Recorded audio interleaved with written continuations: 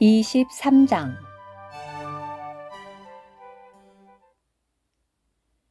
바울이 공회를 똑바로 바라보며 형제 여러분, 나는 이날까지 하나님 앞에서 오로지 선한 양심으로 살아왔습니다.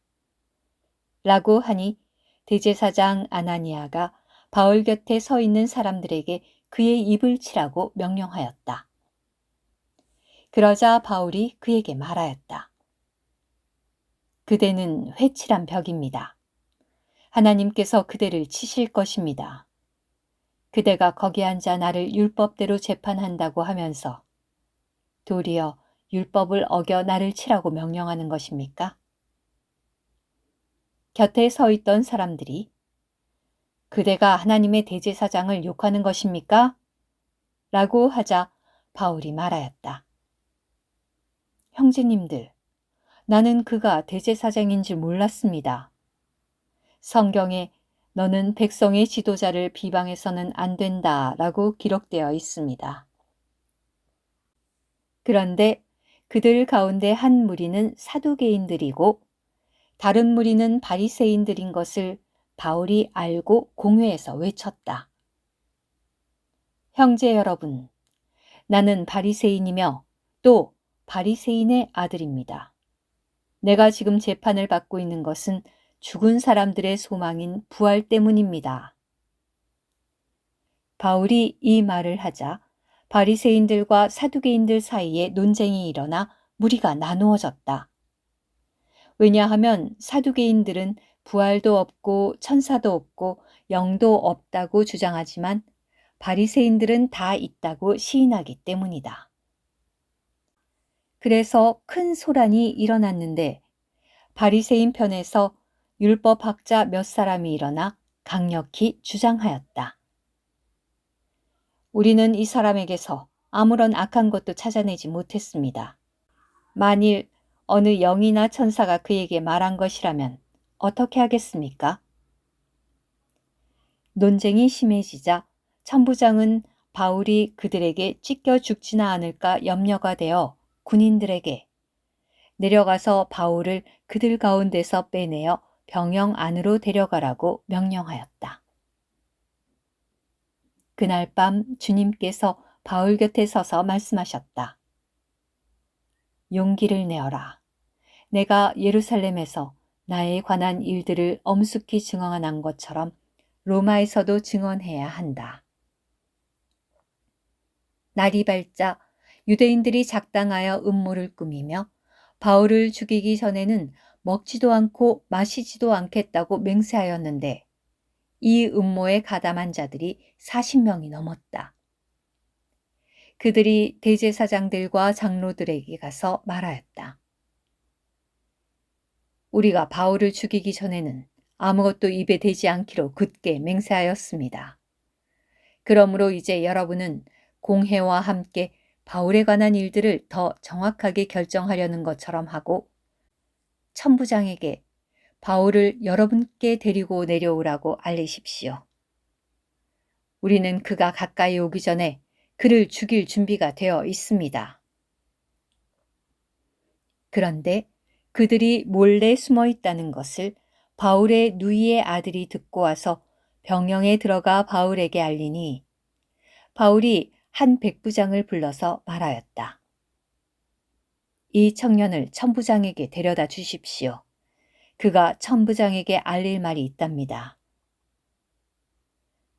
백부장이 그를 천부장에게 데리고 가서 죄수 바울이 나를 부르더니 이 청년이 지휘관님께 드릴 말씀이 있다고 하면서 이 청년을 지휘관님께 데려다 달라고 부탁하였습니다. 라고 하니 천부장이 그의 손을 잡고 따로 데리고 가서 나에게 알려야 할 말이 무엇이오? 라고 하며 캐묻자 그가 말하였다. 유대인들이 바울에 관하여 더 정확하게 캐물으려는 것처럼 하여 내일 그를 공회로 데려와 달라고 지휘관님께 요청하기로 합의했습니다. 그러니 그들의 말에 넘어가지 마십시오. 그들 중 40명도 넘는 사람들이 바울을 죽이기 전에는 먹지도 않고 마시지도 않기로 맹세하고 그를 죽이려고 몰래 숨어 있는데 이제 그들은 준비를 다 하고 지휘관님의 승낙만 기다리고 있습니다.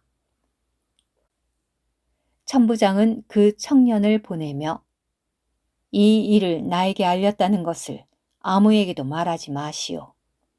라고 당부하고 백부장 두 사람을 불러 오늘 밤 제3시에 가이사랴까지 갈 보병 200명과 기병 70명과 창병 200명을 준비시키고 또 바울을 태워 총독 벨릭스께 안전하게 데려갈 짐승들도 준비하시오.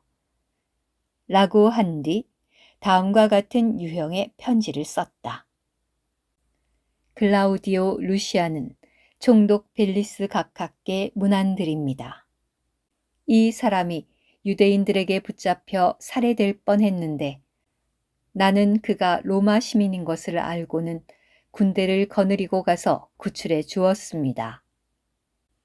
나는 유대인들이 이 사람을 고발하는 이유를 확실히 알아내려고 그들의 공회로 그를 데리고 내려갔는데 그가 고발을 당한 것은 그들의 율법에 관한 문제일 뿐 죽을 만한 사유나 결박되어야 할 아무런 사유가 없다는 것을 알게 되었습니다. 그런데 이 사람을 해치려는 음모가 있다는 정보를 듣고 나는 그를 곧바로 각하께 보냅니다. 고발하는 사람들에게도 각하 앞에서 그를 고발하라고 지시하였습니다. 그래서 군인들은 명령을 받은 대로 밤에 바울을 데리고 안디바드리까지 갔다. 이튿날 기병들에게 바울을 계속하여 호송하라고 한 뒤 그들은 병영으로 돌아갔다. 기병들이 가이사랴에 들어가서 그 편지를 총독에게 전하고 바울도 그 앞에 세웠다. 총독이 편지를 읽고 나서 바울에게 어느 지역 출신인가를 물어 길리기아 출신인 것을 알고는 그대를 고발하는 사람들이 도착하면 그대의 사건을 자세히 들어보겠소. 라고 하고서 그를 헤롯 관저에 가두어 지키라고 명령했다. 오늘 큐티. 사도행전 23장에서의 천부장의 행동은 유대인들의 손에서 바울을 구출하시기 위해 행하신 주님의 주권이었습니다. 예루살렘에서 일어난 유대인들의 폭동을 통하여 하나님은 바울이 야고보의 타협적인 제안을 받아들여 나시린의 서원에 참여함으로 빠진 공경에서 그를 구출해내셨습니다. 이제 로마 군대의 천부장을 통하여 하나님은 다시 한번 그분의 주권으로 이번에는 바울을 죽이려고 폭동을 일으키는 유대인들의 손에서 그를 구출하셨습니다. 그것은 하나님께서 그를 모든 위험한 상황과 함정에서 분별해내어 조용한 감옥으로 보내시기 위한 것이었습니다.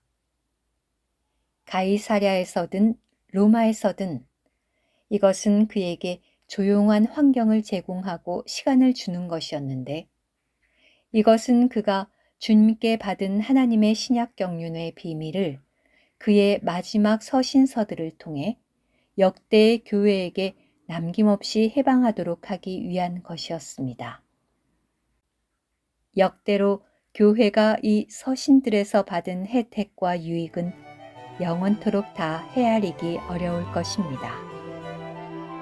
아멘.